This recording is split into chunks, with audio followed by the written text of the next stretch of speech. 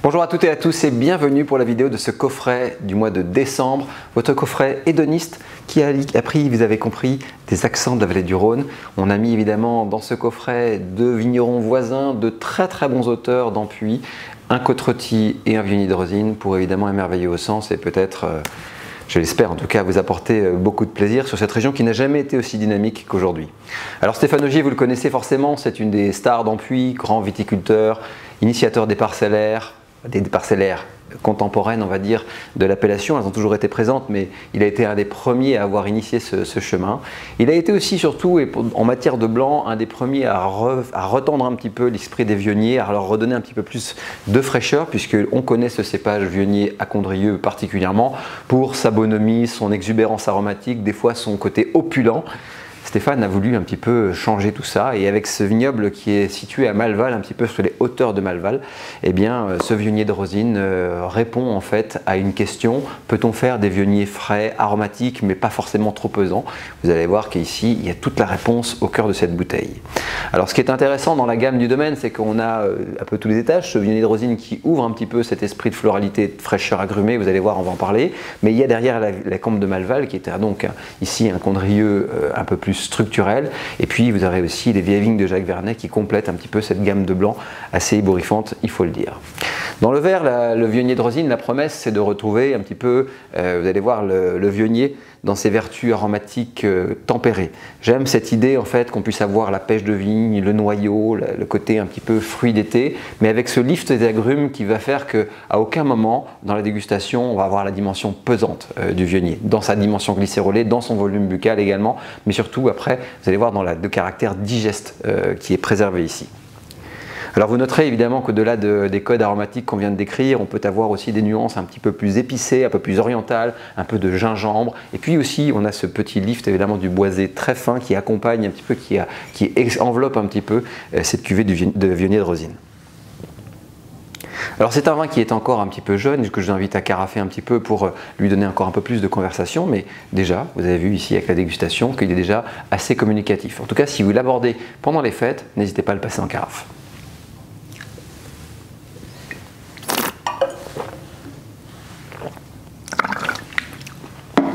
Je vous promettais tout à l'heure un Viognier qui ne s'étale pas. Je crois que la promesse est tenue. D'abord, on note que les 2023 sur ce cépage sont relativement suaves, mais pas pesants. Et donc, on n'a pas cette dimension glycérolée comme je vous le disais tout à l'heure. Un cœur de bouche très salivant. Et ça me rappelle un peu les codes de 2021 par exemple, ou de 2016 dans les blancs ou 14, qui étaient dans la région extrêmement intéressants. Et puis derrière, on a une aromatique contenue. On retrouve un petit peu cette sensation de pêche de vigne, on a cette dimension un petit peu orientale dans les fragrances, on a la grume qui est simplement râpée dessus, mais on a quelque chose qui est relativement persistant, ce qui est assez rare pour un IGP colline rhodanienne de ce niveau. Et donc, on a un vin qui tutoie plus la conversation de certains Condrieu que de son appellation ici. En tout cas, c'est un vin de plaisir, de partage, avec une certaine aromatique un petit peu ensoleillée aussi. Je voulais apporter peut-être un petit peu dans ce choix des possibilités de s'initier au voyage dans la dégustation, puisqu'à la fois ce vin procure évidemment des nuances de fruits d'été, mais aussi peut-être des nuances un peu plus orientales. Et j'espère que, en tout cas au gré de cette dégustation, vous aurez un petit peu voyagé. N'hésitez pas à le marier avec des plats du voyage. Vous savez, un petit curry de Lot ou des choses comme ça. Les Viogniers adorent les conversations avec les épices, la dimension orientale, le gingembre, des fois un petit peu les agrumes. Vous pouvez faire plein de choses un petit peu osées, là où des fois des blancs n'arrivent plus à répondre. Et donc le Viognier dans ce rôle, pour sa dimension aromatique et sa capacité à encaisser un petit peu les épices, peut vous emmener quelque part. En tout cas, ce Viognier de Rosine, vous l'avez compris, est un vin relativement séducteur, parfumé. Il pourrait être même, peut-être pour le jour de Noël, un des alliés de votre menu de Noël, puisque au contact d'un foie gras avec une petite marmelade d'agrumes, ça marche également du feu de Dieu. Sur ces mots, belle dégustation à tous et à bientôt. Bonjour à toutes et à tous et bienvenue pour le deuxième flacon de votre coffret hédoniste de décembre 2024. C'est avec une certaine excitation que je mets ce vin dans votre coffret, puisque Jusqu'à aujourd'hui, nous ne pouvions plus faire tenir une côte-rôtie dans votre coffret 3 bouteilles. Historiquement, le fait de revenir à 2 bouteilles nous permet de renouer avec des belles appellations et des très beaux domaines. Vous allez voir ici que c'est clairement le cas avec cette magnifique côte-rôtie du domaine François. Un domaine que j'ai toujours un petit peu suivi lors de mes pérégrinations au marché d'Ampuis, cette fameuse fête des côte-rôties qui se tient toujours vers la fin janvier et dans laquelle on peut déguster presque tous les embouteilleurs de côte-rôties lors d'une grande fête locale. Alors moi j'aime beaucoup cette propriété d'abord pour son caractère mesuré, 6 hectares de vignes, une belle partie de leur cadastre est située dans la belle partie, la partie des micachistes et des gneiss du nord de l'appellation côte-rôtie. Un domaine aussi qui est assez discret, qui n'en fait pas plus, mais avec des véritables plaisirs, comme vous allez voir un petit peu ici sur le millésime 2022, millésime précoce chaud, assez intéressant, mais qui ne prend pas trop de la chaleur qu'on pourrait lui prêter quand on regarde à la climatologie et à la dimension de l'été qu'on a connu. Et donc ici, une magnifique interprétation de la Syrah, boostée en fraîcheur par les schistes, on va en parler, et surtout par un élevage rondement mené. Alors évidemment, quand on parle de belle côte-rôtie, ce qu'on attend au départ, c'est du velours, du velouté, puisque cette appellation petite, je rappelle qu'elle fait 200 hectares au sud de Lyon, 30 km, sur ces coteaux absolument merveilleux qui plongent sur le Rhône, sur la rive droite du Rhône, eh bien on obtient souvent une des lectures les plus enrobées, les plus suaves, les plus séductrices de l'appellation. Mais au nord de l'appellation, c'est là que se situent un petit peu les secteurs de schiste. Et les schistes vont influer un petit peu sur les sensations de l'acidulé. L'acidité va être plus en exergue, la minéralité un petit peu fumée également.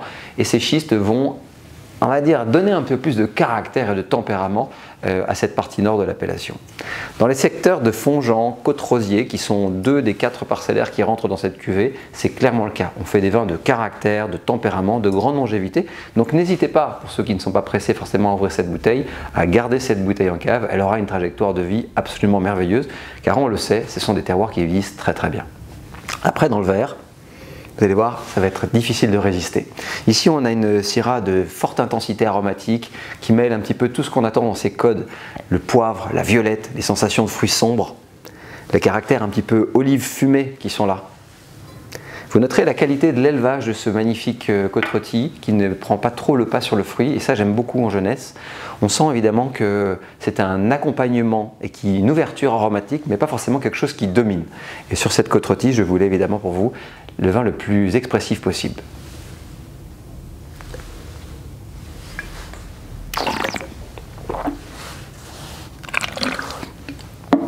En dégustation, je vous promettais tout à l'heure du caractère et du tempérament au-delà de la promesse tactile. Vous sentez quand même qu'on a affaire à un vin de grand confort, de grande suavité de bouche, avec quand même des petits tanins encore un peu joueurs qui viennent monter un peu la garde à la fin, qui vous disent « hop hop hop ». C'est trop tôt. Alors c'est trop tôt si vous n'avez pas carafé votre bouteille ou si vous n'avez pas servi le vin à la bonne température.